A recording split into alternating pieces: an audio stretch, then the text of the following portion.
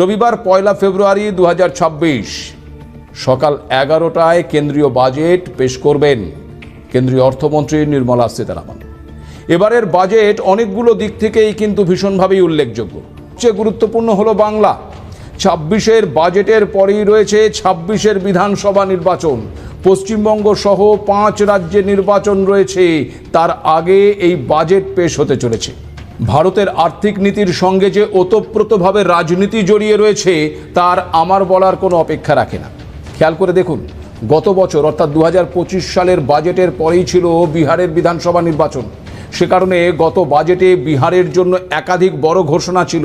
এমনকি 2024 সালেও বিহারের পরিকাঠামো উন্নয়নে 60,000 কোটি টাকা বরাদ্দ করা হয়েছিল। এবার পশ্চিমবঙ্গ কেন্দ্রের শাসক দল বিজেপির কাছে পাখির চোখ। তার উপর আবার বাংলার শাসক দল তৃণমূল কংগ্রেস বারবার ওই কেন্দ্রের বিরুদ্ধে বঞ্চনার অভিযোগ করে আসছে। 100 দিনের টাকা সহ বাংলার প্রাপ্য টাকা না দেওয়ার অভিযোগ করেছেন মুখ্যমন্ত্রী মমতা বন্দ্যোপাধ্যায় থেকে অভিষেক বন্দ্যোপাধ্যায় পর্যন্ত।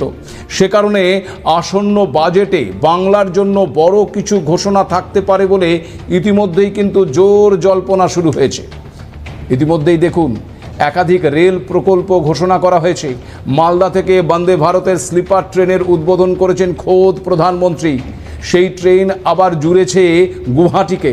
অসমেও আবার এবছরই নির্বাচন রয়েছে। এর আগে আবার সিঙ্গুরে এসে বাংলার জন্য একাধিক শিল্প উদ্যোগের কথাও ঘোষণা করেছিলেন প্রধানমন্ত্রী। রাজ্যের শাসক দল তৃণমূলের তরফে কেন্দ্রের বিরুদ্ধে যে বঞ্চনার অভিযোগ তার জবাব দিতে বিজেপির কাছে এখন বড় হাতিয়ার হতে পারে আসন্ন এই বাজেট। ফলে আসন্ন বাজেটে নির্বাচনের ন্যারেটিভ সেট করার একটা প্রচেষ্টা থাকতে পারে বলেই মনে করছেন রাজনৈতিক বিশেষজ্ঞ মহল। সব মিলিয়ে 2026 সালের বাজেট কেবলমাত্র একটি আর্থিক অনুশীলন নয়। একদিকে যেমন ভারতের অর্থনীতির ভবিষ্যতের জন্য একটি কৌশলগত নীল নকশা, যা দেশের উচ্চ শ্রেণীর পাশাপাশি কৃষি থেকে চাকুরিজীবীদের এগিয়ে যাওয়ার বার্তা বহন করবে, আবার অন্যদিকে রাজনীতির অলিন্দে জনমত গড়ার লক্ষ্যে সহায়ক ভূমিকাও গ্রহণ করতে পারে।